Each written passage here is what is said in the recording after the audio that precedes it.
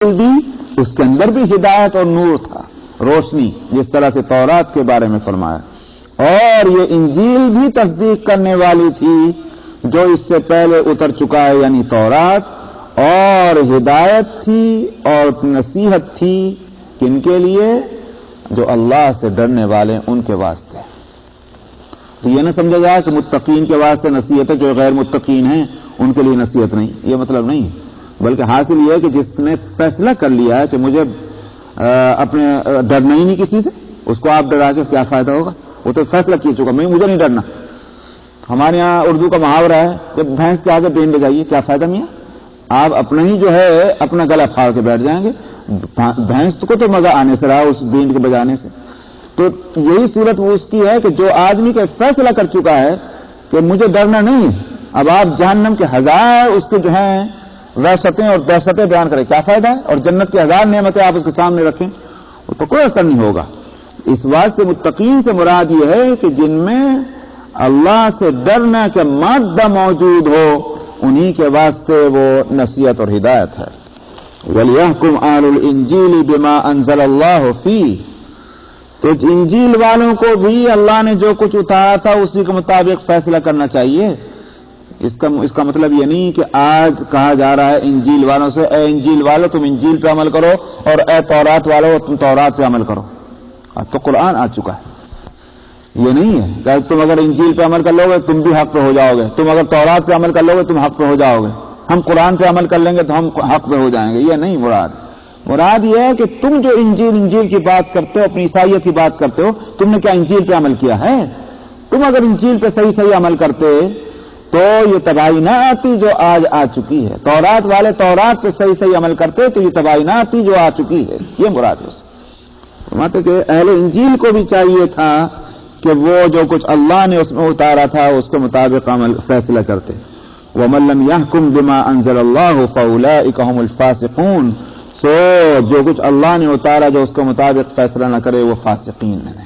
اب دیکھیے آپ، میں نے پچھلے ہفتے ایک بات کہی تھی، اسی پر وقت ختم ہو گیا تھا، اور میں نے کہا تھا کہ لوگ جو ہیں وہ آیتیں جو ہیں ان میں ان کو وہ تو خاص طور پر پہلی آیت آئی تھی، آیت نمبر جو 44 کا آخر 44 کی آخر میں تھا، وَمَن لَّمْ يَحْكُم بِمَا أَنزَلَ اللَّهُ فَأُولَٰئِكَ هُمُ الْكَافِرُونَ، جو اللہ نے جو کچھ اتارا اس کے مطابق جو فیصلہ نہ کریں وہ کافر ہیں۔ صرف اس آیت کو لوگ کوٹ کر کے، اور آج جتنے بھی مسلم اسٹیٹس ہیں ان سب کو کافر بتاتے ہیں۔ وہی قرآن شریف میں کہا سب کافر ہیں جو اللہ کے حکم کے مطابق فیصلہ نہ کریں، تو جو اسلامی شریعت کو جو نافذ نہ کریں اپنے ملک کے اندر وہ کافر ہیں، یہ لوگ کہتے ہیں۔ تو میں کہتا ہوں کہ اصل میں قرآن شریف واقعی جو سورہ بقرہ میں فرمایا یضل بہ کثیرا ویہدی بہ کثیرا، قرآن ہی کو ہاتھ میں اٹھا کر کے لوگوں نے گمراہیاں بھی پھیلائی ہیں، حالانکہ قرآن تو ہدایت کے واسطے آیا۔ آپ دیکھتے نہیں کہ حضرت علی رضی اللہ عنہ کے مقابلے پر جو خوارج آئے تھے، تو خوارج کیا لے کر آئے تھے؟ قرآن ہی تو تھا ان کے ہاتھ میں، اور قرآن میں ان حکم الا للہ، بس فیصلہ تو اللہ کا ہوگا۔ حضرت علی کے مقابلے میں خلیفہ راشد ہیں، سمجھ میں آیا؟ ان کے مقابلے میں خوارج اٹھ کے آ رہے ہیں اور قرآن لے کر آ رہے ہیں حضرت علی کے مقابلے میں کہ فیصلہ تو بس اللہ کا ہوگا، کوئی اس میں کمپرومائز نہیں ہوگا، کچھ نہیں ہوگا، یہ نہیں ہوگا۔ تو اس لیے میں نے کہا کہ قرآن شریف سے ہدایت حاصل کر لیں، اور یہ قرآن شریف کو نعوذ باللہ استعمال کر لیں گمراہیوں کو پھیلانے کے واسطے، یہ تو انسان کے ہاتھ کی بات ہے۔ قرآن شریف کے ساتھ ڈنڈا کوئی ایسے نہیں لگا ہوا کہ اگر قرآن شریف کو غلط نظر سے کسی نے دیکھا اور غلط طریقے پر اس کا کسی نے استعمال کرنا چاہا، کھٹ سے ڈنڈا لگے وہ آخرت میں لگے گا جو لگے گا، لیکن ہے یہ تو ضرورت اس کی ہے کہ قرآن شریف کو یا تو پڑھا جائے، سمجھا جائے، جن کی زندگیاں اللہ اور اس کے رسول کے علوم کے سمجھنے میں لگی ہیں، اور یا پھر کم سے کم پورا قرآن شریف تو پڑھ لو۔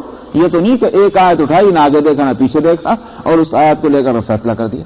یہاں 3 آیتیں آ رہی ہیں، وَمَن لَّمْ يَحْكُم بِمَا أَنزَلَ اللَّهُ فَأُولَٰئِكَ هُمُ الْكَافِرُونَ، آیت نمبر 44 کی آخر، اور 49 کا آخر، وہ جو اس سے پہلے آ چکی ہے، کیا نام ہے کہاں وہ، بِمَا أَنزَلَ اللَّهُ فَأُولَٰئِكَ هُمُ الظَّالِمُونَ، یہ آیت نمبر 45 کے آخر میں ہے وَمَن لَّمْ يَحْكُم بِمَا أَنزَلَ اللَّهُ فَأُولَٰئِكَ هُمُ الظَّالِمُونَ، اور یہاں جو فرمایا اس آیت نمبر 47 میں یہاں فرماتے ہیں کہ وَمَن لَّمْ يَحْكُم بِمَا أَنزَلَ اللَّهُ فَأُولَٰئِكَ هُمُ الْفَاسِقُونَ، کافرون، ظالمون، فاسقون.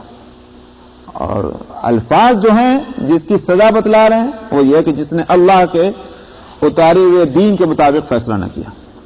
تو ایک جگہ کہا گیا کافر ہیں، ایک جگہ کہا گیا ظالم ہیں، ایک جگہ کہا گیا فاسق ہیں. کوئی تو فرق ہوگا. تو الفاظ کا کھیل ہے، جو سمجھ میں آیا وہ قرآن میں اللہ میاں نے اتار دیا. ظاہر ہے کہ اگر لفظ مختلف ہے تو اس اختلاف لفظی کا کوئی فرق ہوگا. سمجھ میں آیا؟ کوئی نہ کوئی فرق ہوگا ضرور، اگرچہ قریب المعنی کیوں نہ ہو، لیکن کوئی فرق، تبھی تو لفظ بدلا ہے.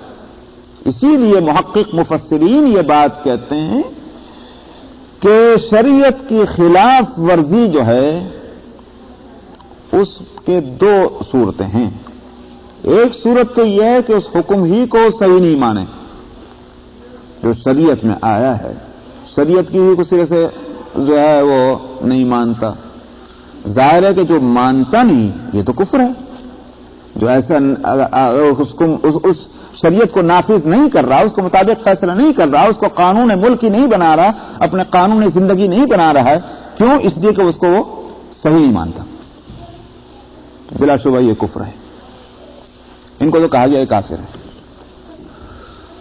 دوسری شکل یہ ہے کہ صاحب اس کو عقیدتاً تو صحیح مانتا ہے مگر اپنے نفس کی خواہش کی وجہ سے اپنے دنیا کے فائدے کے لیے اس کو اپناتا نہیں، اس پر عمل نہیں کرتا، اس کو نافذ نہیں کرتا. تو معلوم ہوا عقیدہ تو صحیح ہے، عمل غلط ہے. عقیدہ صحیح ہو اور عمل غلط ہو تو اس کو فاسق کہتے ہیں، کافر نہیں کہتے. تو اگر یہ صورت ہے کہ کہتے ہیں ہاں بھائی قرآن میں جو کچھ ہے واقعی حق ہے.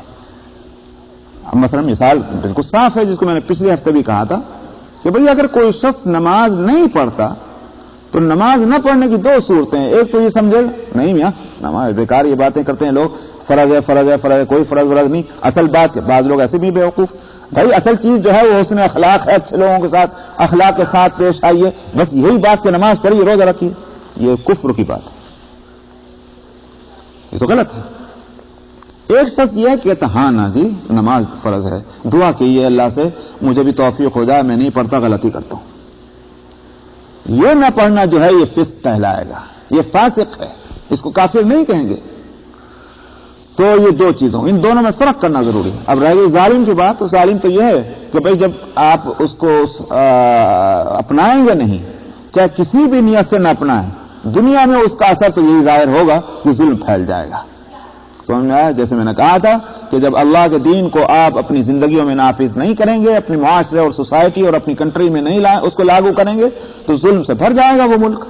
اس لیے کہا کہ ظالم لوگ ہیں جو دنیا میں امن اور چین کو نہیں لانا چاہتے بلکہ فساد چاہتے، تو یہ ظالم ہیں، چاہے عقیدہ کوئی بھی ہو.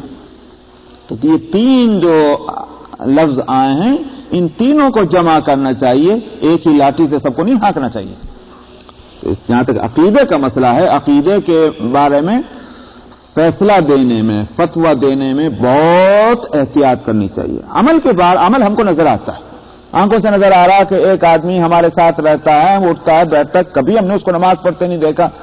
تو جب نماز ہی نہیں پڑھتا تو یوں تو نہیں کہہ سکتے کہ صاحب ہو سکتا ہے کہ یہ دل میں نماز پڑھ لیتا ہو، یہ تو نہیں کہیں گے. نماز دل کے کسی خیال کا نام تو نہیں نا. نماز نام ہے قیام کا، قعود کا، جلوس کا، رکوع کا، سجود کا، ان کا کبھی تو ہم دیکھیں اس کو آخر 24 گھنٹے ہمارے ساتھ رہتا. تو عمل کے بارے میں تو آپ فیصلہ کر سکتے ہیں کہ بھئی یہ شخص نماز نہیں پڑھتا یہ تو فاسق ہے، لیکن کسی کے عقیدے کے بارے میں فیصلہ تو نہیں کر سکتے ہم. تو ظاہر ہے کہ کسی کے دل میں اگر اللہ کا خوف ہے ہوگا، ہم کو کیا معلوم، اللہ کا خوف ہے. ہاں عمل سے اس کا اظہار ہونا چاہیے، تو نہیں ہو رہا ہے وہ بات الگ ہے. اسی طرح سے یہ کہ بھئی ایمان ہے کہ نہیں ہے، کفر ہے کہ نہیں ہے، ہم کو نہیں معلوم، اللہ کو معلوم ہے. اس لیے بہت احتیاط کرنی چاہیے عقیدے کے بارے میں کسی کے فیصلہ دینے میں.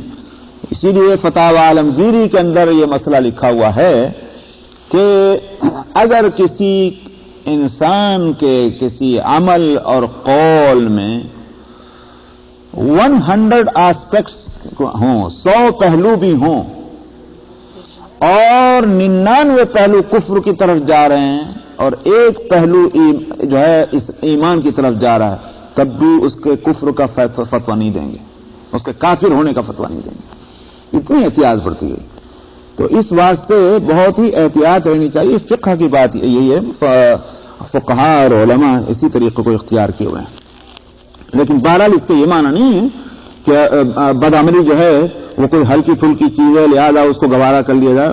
نتیجہ سب کا یہی نکلے گا دنیا میں کہ ظلم سے دنیا بھر جائے گی اگر ہم نے اللہ کے شریعت کو نافذ نہ کیا۔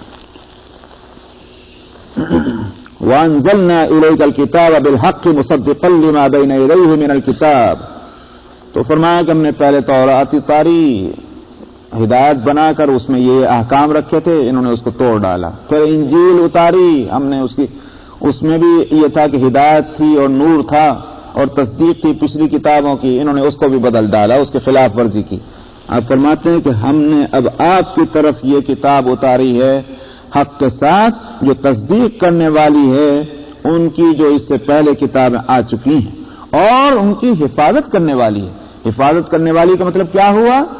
یعنی وہ جو احکام پچھلی کتابوں میں تھے جن کو انہوں نے بدل ڈالا ہے، قرآن نے آ کر ان کو پھر سے برقرار کر دیا، یہ ہوئی حفاظت ان کی۔ اور پھر یہ بھی کہ ان کی تاریخ اور ہسٹری جس کو انہوں نے مسخ کر دیا ہے، قرآن نے آ کر جو ہسٹری ہمارے سامنے رکھی ہے وہ صحیح ہسٹری ہے، اصل میں تو وہی تھی لیکن انہوں نے اس کو گڑبڑ کر دیا۔ مثلا میں نے پہلے بھی سنایا تھا کہ اگر ان کی کتابوں کو پڑھیے تو اس میں صاف موجود ہے کہ حضرت عیسیٰ علیہ السلام کو جب سولی پر چڑھایا گیا تو ان کے ساتھ جتنے ایمان والے تھے حواریین وہ سارے چھوڑ کے بھاگ گئے، کوئی نہیں ٹھہرا، سب چھوڑ کے بھاگ لیے، حضرت عیسیٰ تنہا ہی رہ گئے۔ اب بتاؤ یہ کیسا ایمان ہوا بھائی؟ سمجھ میں آتی بات اس کتاب کو پڑھنے کے بعد یہ کیسے مومن تھے اپنے نبی کو سولی پر چڑھا دے کے چھوڑ کے بھاگ گئے؟ یہ تو عجیب بات ہوئی، دماغ میں ایک سوال پیدا ہوتا ہے۔ تو لیکن قرآن حکیم جو ہے وہ ایک دوسری تصویر رکھتا ہے سامنے۔ وَإِذْ قَالَ عِيسَى ابْنُ مَرْيَمَ لِلْحَوَارِيِّينَ مَنْ أَنصَارِي إِلَى اللَّهِ، کہ عیسیٰ نے علیہ السلام حواریین سے کہا کون ہے مددگار اللہ کے معاملے میں، یعنی اللہ کے دین کے معاملے میں میرا مدد کرنے والا کون ہے؟ قال حواریون نحن انصار اللہ، تو حواریوں نے کہا کہ ہم ہیں اللہ کے دین کے مددگار، ہم کریں گے مدد۔ تو یہیں آ کر نہیں رک گیا مسئلہ، فآمنت طائفة من بنی اسرائیل وکفرت طائفہ، تو واقعتاً پھر ان میں سے ایک جماعت جو وہ ایمان لے آئی، دوسری جماعت نے جو ہے کفر کیا۔ اب جب قرآن یہ کہہ رہا کہ ایمان لے آئی تو پھر اس کا مطلب یہ ہوا کہ یہ ذہن میں اب یہ تصور نہیں آ سکتا کہ عیسیٰ علیہ السلام جب دنیا سے رخصت ہوئے تو ایک بھی مومن نہیں تھا، جب یہ سوال نہیں پیدا ہوتا۔ ہاں لیکن ان کی کتابوں کو پڑھنے سے تو یہ سمجھ میں آتا ہے کہ سب چھوڑ کے بھاگ گئے، سارا ایمان رخصت ہو گیا، تنہا عیسیٰ علیہ السلام دنیا میں اکیلے آئے تھے، اکیلے چلے گئے، کوئی ان کے اوپر ایمان والا باقی نہیں تھا۔ ان کی کتابوں کو پڑھنے سے، بائبل کو اور انجیل کو پڑھنے سے جہاں وہ واقعہ موجود ہے کہ عیسیٰ علیہ السلام کو سولی پر چڑھایا گیا، وہاں یہ ملتا کہ ایک تو حواری نے خود ہی پکڑوایا اور دوسرے چھوڑ کے بھاگ گئے۔ تو قرآن حکیم نے ان کی ہسٹری کو بھی محفوظ رکھا ہے، انبیاء علیہ الصلوۃ والسلام کی، اور اسی طرح سے احکام اور مسائل جو ہیں جو اصولی احکام تھے ان کو بھی باقی رکھا ہے۔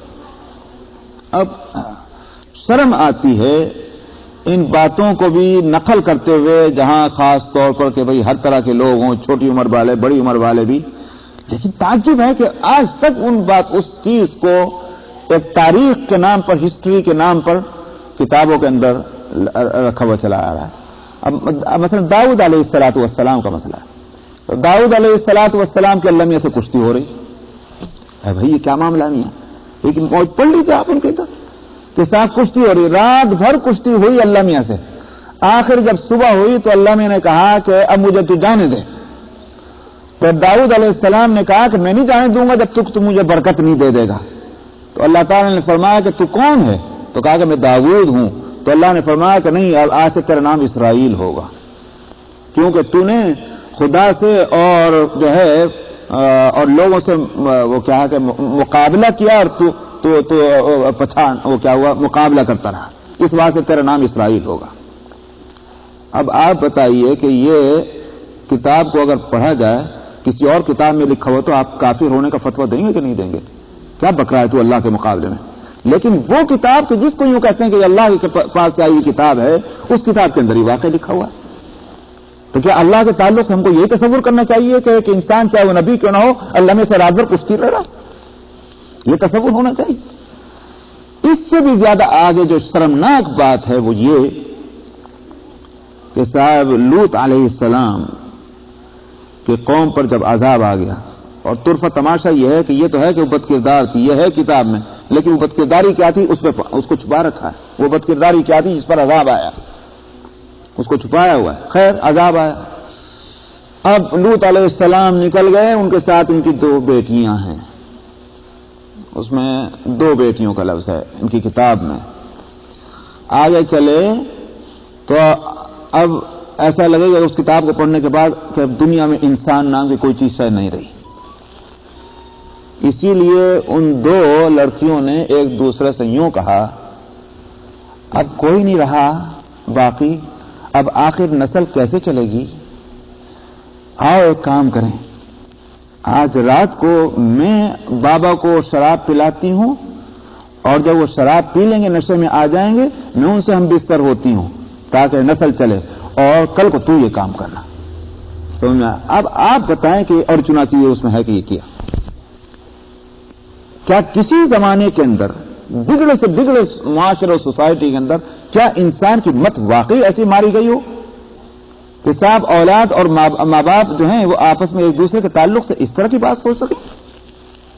ٹھیک ہے کہ اس کو کسی مذہب کی کتاب میں، اس کتاب میں جس کو سر پر اٹھائے پھر رہے ہیں اور جس کو جو ہے مقدس کتاب سمجھا جاتا ہے، کتاب مقدس، اس کے اندر یہ چیز ہو، کہاں تک کہا جائے ان باتوں کو آخر؟ تو میں نے کہا کہ یہ اس سے ایک بات سمجھ آتی، قرآن حکیم کو جب پڑھتے ہیں اور جو غصہ اس قوم پر قرآن حکیم کا ہے وہ ویسے ہی نہیں ہے. قرآن حکیم کے اندر آپ کو غصہ بدھسٹوں کے خلاف اور ہندوستان کے ہندو مشرکین کا ہے، وہ مشرک ہیں، شرک کر رہے ہیں، شرک بری بات ہے، یقیناً سب کچھ کہا گیا. اہل مکہ کے جو ہے ان کی خرافات پر بھی قرآن نے نکیر کی، لیکن جو غصہ قرآن حکیم میں ہم کو ملتا ہے ان قوموں کے خلاف وہ بے وجہ نہیں ہے. اخلاقیات کو تو جنازہ نکال دیا. بھئی اللہ کو نہیں مانتا کوئی نہیں مانتا، رسول کو نہیں مانتا، بری بات ہے ٹھیک، لیکن یہ کہ اس طرح کی باتیں اللہ کے نسبت سے، اس طرح کی باتیں انبیاء علیہ الصلوۃ والسلام کے تعلق سے کہی جائیں کہ جو ایک عام آدمی کے لیے بھی نہیں کہی جا سکتی، یہ کتنے خطرناک صورت ہے. تو اس لیے میں نے کہا کہ یہاں جو فرمایا وہ مہیمن علیہ، قرآن نے آ کر کے تمام انبیاء علیہ الصلوۃ والسلام کی جو سیرت ہمارے سامنے رکھ دی. پڑھنے سے سمجھ آتا واقعی نبی ہونا چاہیے تو ایسے ہی ہونا چاہیے، چاہے اس میں سلیمان علیہ السلام ہو، چاہے داؤد علیہ السلام ہو، چاہے اس میں کوئی اور نبی ہو، ہر ایک کی تصویر. تو یہ ہے قرآن حکیم کا احسان. فرماتے وہ مہیمن علیہ، ان کی حفاظت کرنے والا. فاحکم بینہم بما انزل اللہ، سو اب آپ ان کے درمیان لوگوں میں فیصلہ کریں اس کے مطابق جو اللہ نے اتارا ہے. ولا تتبع اہواءہم، اور ان کی خواہشوں کی پیروی نہ کریں. یہ آیت ایسے ہی مت پڑ جائیے. حقیقت تو یہ ہے کہ آیت کا اتنا ٹکڑا جو ہے کہ فاحکم بینہم بما انزل اللہ ولا تتبع اہواءہم، اس کو بہت موٹے موٹے حرفوں میں لکھ کر ہر اسلامی ملک میں آنا چاہیے. کس کی خواہشوں پہ چل رہے ہو؟ کن کو راضی کرنے کی کوشش کر رہے ہو؟ خود پہلے ہم کو اپنے نفسوں سے، ہم جب یہ بات کہتے ہیں اس کا مطلب یہ نہیں ہے کہ وہ کوئی اور قوم ہے جن کے بارے میں ہم بات کر رہے ہیں. مجھے تو یہ خطرہ ہوتا ہے کبھی کبھی، اچھا یہ بھی اللہ میاں نے مجھے کوئی حکومت نہیں دی تو مجھے کوئی ذمہ داری نہیں دی، اگر مجھے کوئی ایسی ذمہ داری دی جاتی شاید میں تو ان سے زیادہ بدتر نکلتا. ہم سب کا یہی حال ہے. تو ہم دوسرے پہ تو تنقید کریں لیکن ہماری حالت خود اس سے زیادہ خراب ہے. ہم سب کو آیت کا حصہ یہ ہے، یہ جو نبی کریم صلی اللہ علیہ وسلم کو خطاب کیا جا رہا ہے یہ ہم ہی کو سنانے کے بعد کہ جب تک نبی ہیں نبی کو یہ کام کرنا، جب نبی نہیں ہوں گے تو جو نبی کے قائم مقام جو جن کو ذمہ داریاں ملیں گی لوگوں کی، ان کو یہ آیت کا مخاطب بننا ہوگا. تو اللہ کے ان کے فیصلہ کریں ان کے درمیان جو کچھ اللہ نے اتارا اس کے مطابق، اور ان کی خواہشوں کی پیروی نہ کریں. اما جاءک من الحق، کہ اس چیز سے ہٹانے والی کہ جو آپ کے پاس حق بن کر آئی ہے تو اس سے آپ کو ان کی اس سے ہٹانے والی جو ان کی خواہشات ہیں اس کی پیروی نہ کریں. لِكُلٍّ جَعَلْنَا مِنْكُمْ شِرْعَةً وَمِنْهَاجًا. اب یہ بات کہ صاحب یوں کہتے ہیں کہ تصدیق کرنے والی ہے انجیل، تصدیق کرنے والی تورات کی، قرآن تصدیق کرنے والی تورات اور انجیل کی. تو سوال یہ ہے کہ صاحب ہم ان کے طریقے کچھ اور ہیں، وہ چرچوں میں کچھ اور کرتے ہیں، وہ اپنے سنگاگ میں کچھ اور کرتے ہیں، مسلمان اپنی مسجدوں میں کچھ اور کرتے ہیں، شادی بیاہ کے مسائل ان کے یہاں کچھ اور ہیں، ہمارے یہاں کچھ اور ہیں، وغیرہ وغیرہ. اگر اس فرق کو بھی مانا جائے تو پھر سوال یہ کہ دین ایک کہاں ہوا؟ کہ صاحب یہ سارا دین اللہ کی طرف سے ایک ہی ہے. اس کا یہاں جواب دیا جا رہا ہے کہ دین ایک ہے اصل سے، باقی یہ طریقے جو ہیں، یہ زندگی گزارنے کے جو مسائل ہیں، اس میں اگر فرق رکھا گیا ہے، یہ اللہ نے رکھا ہے، ہر قوم کے واسطے ایک فرق رکھا ہے. آگے فرماتے ہیں وَلَوْ شَاءَ اللَّهُ لَجَعَلَكُمْ أُمَّةً وَاحِدَةً. یہ نہیں کہ اللہ میاں مجبور تھے اس کے لیے، اگر اللہ چاہتے تم اس سب کو ایک ہی طریقے پر کر دیتے. آدم علیہ السلام سے لے کر حضرت محمد صلی اللہ علیہ وسلم تک اصول اور جزیات پوری کی پوری ایک ہوتی، اللہ کر سکتے تھے ایسا. لیکن فرمایا وَلَكِن لِيَبْلُوَكُمْ فِي مَا آتَاكُمْ. کمال ہے قرآن شریف کا، دو لفظ ہیں یہ، لیکن پورا ایک فلسفہ شریعت کے اندر آ گیا. تو کہیں تو اس کا یہ جواب دیا گیا کہ بھائی اصل میں جب لوگوں کے مزاج میں، طبیعتوں میں، انوائرمنٹ میں، حالات میں، ماحول میں، ان میں فرق ہوتا ہے تو ظاہر ہے کہ اصول نہیں بدلا کرتے، جزئیات جو ہیں وہ بدلی جاتی ہیں اور اس کے تاکہ سہولت کے ساتھ اس پر عمل ہو سکے حالات کے مطابق. تھوڑی دیر کے لیے مان لیجئے کہ مثال میں دیتا ہوں، مثال پہلے سمجھ لیں اس کو، کہ ایک اصول شریعت کا یہ ہے کہ سطر چھپنا چاہیے بدن کا، سمجھنا ہے؟ سطر نہیں کھلنا چاہیے، حرام ہے سطر کا کھولنا، یہ تو وہ اصول. اب سوال یہ ہے کہ صاحب موٹے کپڑے پہننے چاہیے، اولن کے پہننے چاہیے، کاٹن کے پہننے چاہیے، کون سے کپڑے پہنے؟ سمجھنا ہے؟ اور اسی طرح سے وہ جو ہے ہمارا قمیص وہ کتنا ڈھیلا ہونا چاہیے، کتنا ٹائٹ ہونا چاہیے، یہ ساری چیز یہ ہوں گی جزئیات. اس میں شریعت نے ہم کو پابند نہیں بنایا. کیوں نہیں پابند بنایا؟ اگر شریعت کہتی دیکھنا موٹے کپڑے پہننا تو جہاں گرمی ہو رہی ہو تو وہاں وہ مر لیں گے. سمجھ میں آیا؟ اس گرمی میں موٹے کپڑے کہاں سے پہنے جائیں گے بھائی؟ اور اگر کہا جاتا کہ باریک کپڑے پہننا، اولن کو ہاتھ مت لگانا، تو سوال یہ کہ سرد ملکوں میں جائیں گے تو وہاں کیا کریں گے؟ ظاہر ہے کہ یہ جزئیات میں توسع رکھا گیا. ہاں ایک اصول بتلا دیا، یا بنی آدم قد انزلنا علیکم لباسا یواری سوآتکم وریشا ولباس التقوی ذلک خیر. اے بنی آدم ہم نے تمہارے واسطے ایک لباس اتارا ہے تاکہ تمہارے سطر کو چھپائے اور تمہیں موسموں کی تباہ کاریوں سے بچا سکے. یہ تو بتا دیا کہ یہ لباس کا مقصد. لیکن فرمایا وَلِبَاسُ التَّقْوَى ذَلِكَ خَيْرٌ. تقوی کا لباس جو ہے اس میں خیر ہے، اس واسطے تقوی کا لباس اختیار کرنا چاہیے. یہ ایک اصول دے دیا. اب چاہے سرد ملک ہو چاہے گرم ملک ہو. اور تقوی کے لباس کے معنی کیا ہے؟ اس کے معنی یہ ہو گئے کہ اس لباس کو دیکھ کر کے دیکھنے والا یہ سمجھے یہ آدمی جو ہے یہ متقی آدمی ہے، اس میں خوف خدا ہے، فکر آخرت ہے، دین کا پاس لحاظ ہے. یہ ہے بات اس سے سمجھ میں آنی چاہیے.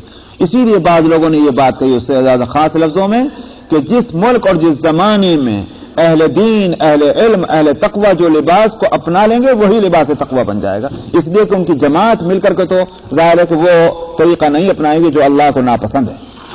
تو بس میں پتہ نہیں کہاں رکاؤں گا، انشاءاللہ آئندہ ہفتے. سورہ المائدہ آیت نمبر 49 1 کم 50. اعوذ باللہ من الشیطان الرجیم بسم اللہ الرحمن الرحیم وأن احكم بينهم بما أنزل الله ولا تتبع أهواءهم واحذرهم أن يفتنوك عن بعض ما أنزل الله إليك، فإن تولوا فاعلم أنما يريد الله أن يصيبهم ببعض ذنوبهم، وإن كثيرا من الناس لفاسقون. أفحكم الجاهلية يبغون ومن أحسن من الله حكما لقوم يوقنون. يا أيها الذين آمنوا لا تتخذوا اليهود والنصارى أولياء بعضهم أولياء بعض ومن يتولهم منكم فإنه منهم إن الله لا يهدي القوم الظالمين. فترى الذين في قلوبهم مرض يسارعون فيهم يقولون نخشى أن تصيبنا دائرة فعسى الله أن يأتي بالفتح أو أمر من عنده فيصبحوا على ما أسروا في أنفسهم نادمين. ويقول الذين آمنوا أهؤلاء الذين أقسموا بالله جهد أيمانهم إنهم لمعكم حبطت أعمالهم فأصبحوا خاسرين. يا أيها الذين آمنوا من يرتد منكم عن دينه فسوف يأتي الله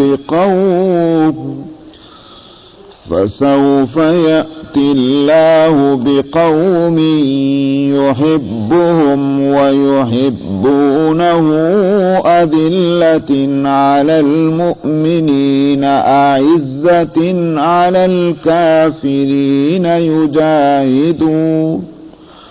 يجاهدون في سبيل الله ولا يخافون لومة لائم ذلك فضل الله يؤتيه من يشاء والله واسع عليم. إنما وليكم الله ورسوله والذين آمنوا الذين يقيمون الصلاة ويؤتون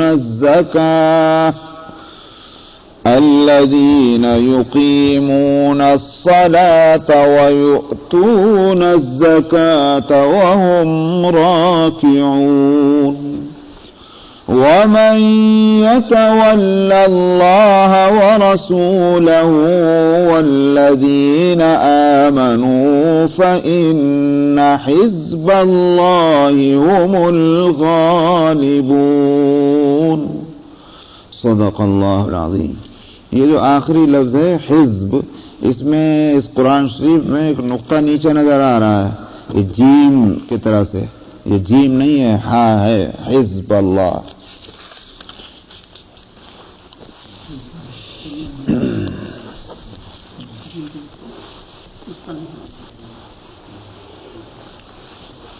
پچھلی آیت کا مضمون جو ہے وہ پچھلے ہفتے پورا نہیں ہوا تھا۔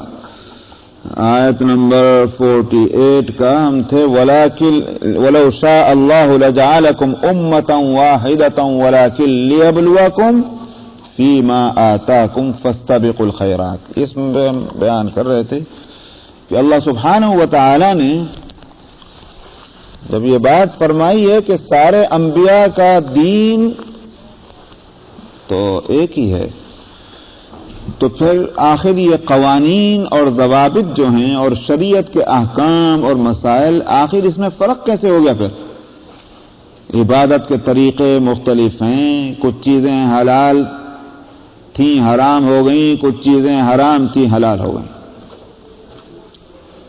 معاشرتی مسائل ہیں، نکاح اور طلاق سے متعلق مسائل ہیں، وغیرہ وغیرہ۔ آخر یہ فرق کیسے ہو گیا؟ یہ ایک سوال پیدا ہوتا ہے، تو یہاں اس کا جواب دیا جا رہا ہے۔ اور میں گزشتہ ہفتے جو بتلا رہا تھا، میں کہہ رہا تھا قرآن شریف میں ایک جگہ جو بات کہی گئی سورہ البقرہ میں کہ ما ننسخ من آیۃ او ننسها نأتی بخیر منها او مثلها، کہ ہم جب ایک چیز کو کینسل کرتے ہیں اور دوسری آیت، دوسری وحی یا دوسرا حکم لاتے ہیں تو وہ یہ کہ تو اس سے بہتر ہے یا پھر اسی جیسا ہے، یعنی اس میں ایک حکمت ہے۔ حاصل اس کا کیا ہے کہ دراصل اللہ سبحانہ و تعالیٰ کی رائے نہیں بدلی ہے۔